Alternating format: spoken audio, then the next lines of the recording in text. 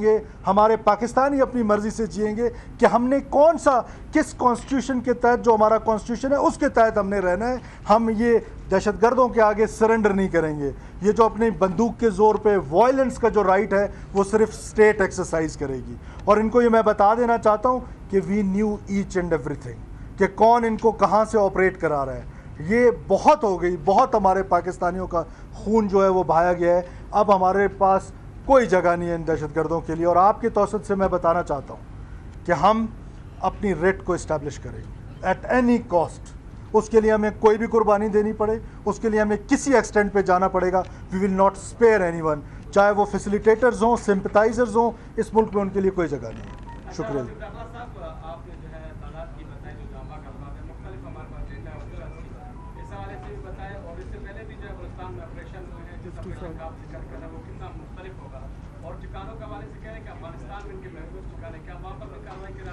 دیکھیں 55 کے قریب ہمارے شہداء ہیں, جو آپ کا پہلا سوال ہے. جو آپ کا دوسرا سوال ہے وہ یہ ہے کہ ہم دہشت گردی کا مکمل خاتمے کا ریزولو ہے, مکمل خاتمے کا. اور جو جہاں سے کر رہا ہے اس کو پتہ ہونا چاہیے کہ ہماری کیپیسٹی کیا ہے. مفتی صاحب اگر آپ کو پتہ ہے, آپ کہہ رہے ہیں کہ ہمیں سب پتہ تھا, تو پہلے کیوں نہیں روک دیا؟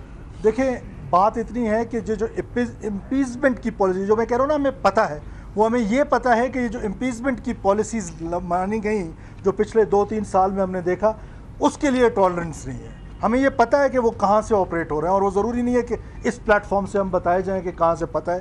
ہم وہاں سٹرائک کریں گے, ہم جائیں گے ان کے بلوں میں, جہاں وہ بلوں میں پلتے ہیں, جو ان کے لیے سیف ہیونز ہیں. وی ول گو اگینسٹ دیٹ.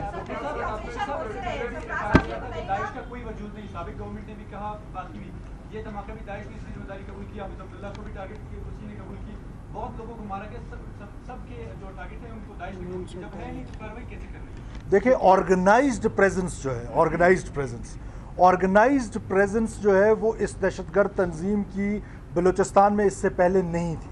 اب ان کے یہ جو حملے ہو رہے ہیں, ظاہر ہے ہم انویسٹیگیٹ کر رہے ہیں کہ بسا اوقات یہ ہوتا ہے کہ حملہ کوئی اور کرتا ہے, قبول کوئی اور کرتا ہے. جو مرضی ہو, وہ داعش ہو, وہ ٹی ٹی پی ہو, وہ کوئی اور ہو, کوئی بھی کسی بھی نام پر وائلنس کر رہا ہے, وائلنس جو ہے وہ صرف اسٹیٹ ایکسرسائز کرے گی. وہ کوئی بھی, اس سے ہمیں کوئی فرق نہیں پڑتا ہے. ہم جائیں گے. ہم نے اس سے پہلے حافظ حمداللہ صاحب کا جو واقعہ ہوا, وہ ماسٹر مائنڈ ہم نے مارا ہے.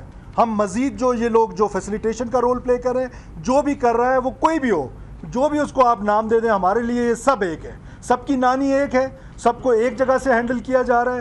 را ان سب کے پیچھے اس سے پہلے جتنے واقعات ہوئے اس پر ابھی انویسٹیگیشن ہو رہی ہے. بیکاز آپ تھوڑی دیر بعد کہیں گے کہ فوراً آپ کو کیسے پتہ چلا. اس سے پہلے جتنے واقعات ہوئے وہ سب انرتھ ہوئے, جتنے بڑے واقعات بلوچستان میں ہوئے, اور سب کے پیچھے جو ہے وہ را کی انوالومنٹ رہی ہے. اور جو وہ پاکستان کو جو قوتیں ڈی اسٹیبلائز کرنا چاہتی ہیں, ہم ان کے اگینسٹ جائیں گے.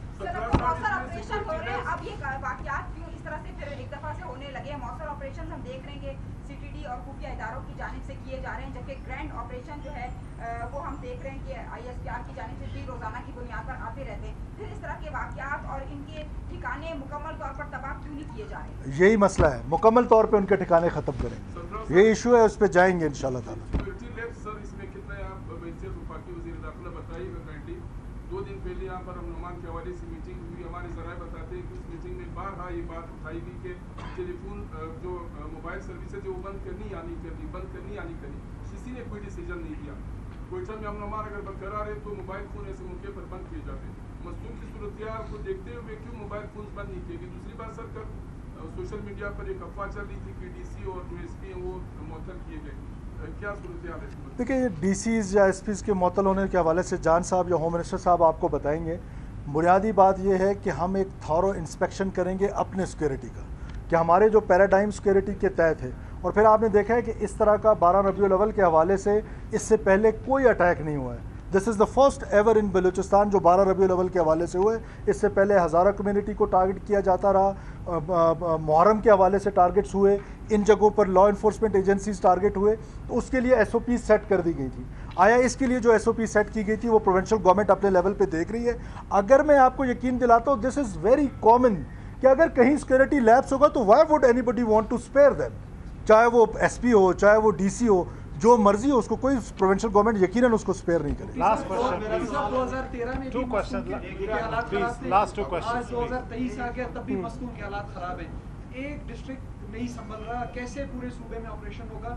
اور جو ڈیرہ بگٹی سے فٹ بالرز اغوا ہوئے تھے کیا وہ بازیاب ہوئے یا ان کو چھوڑا گیا ہے؟ دیکھیں 4 تو جو ہیں وہ آگے ہیں اور باقی 2 بھی انشاءاللہ تعالیٰ بازیاب ہو جائیں گے. جہاں تک رہی بات کہ چاہے 1 انچ ہو, دیکھیں آپ اس لڑائی کو سمجھنے کی کوشش کریں. یہ دہشت گردی کی جنگ جو آپ لڑ رہے ہیں, یہ سٹرائک کرنے کا ہم نے ایک انچ کو پروٹیکٹ کرنا ہے, یہ ہماری ذمہ داری ہے. لیکن جو دہشت گرد ہے اس نے کسی 1 انچ پہ سٹرائک کرنا ہے. یہ جو اس کے پاس یہ اپرچونٹی ہے ٹائمنگ کی اور جگہ کی, تو ہم نے یہ تہیہ کر لیا ہے, ریاست نے یہ تہیہ کر لیا ہے کہ زیرو ٹالرنس. مسئلہ کیا ہے؟ مسئلہ میں آپ کو آنیسٹلی بتا رہا ہوں کہ مسئلہ ہمارے ہاں یہ ہے کہ ہم ایک سرٹن لیول پہ پہنچتے ہیں دہشت گردوں کے خلاف, چاہے وہ قوم پرستی کے نام پر دہشت گردی ہے, چاہے وہ مذہب کے نام پر دہشت گردی ہے. ایک سرٹن پوزیشن آف اسٹرینتھ پہ پہنچ جاتے ہیں اور پھر آل آف سڈن ہماری اسٹیٹ جو ہے وہ امپیچمنٹ پالیسی پہ آ جاتی ہے اور ہم اپنے جو اس کو ہے کم کر دیتے ہیں. اب ہم نے یہ فیصلہ کیا ہے کہ اب یہ نہیں ہوگا, ہم جائیں گے آخری دہشت گرد تک, انشاءاللہ تعالیٰ ان کا کلا کما کریں گے. شکریہ جی.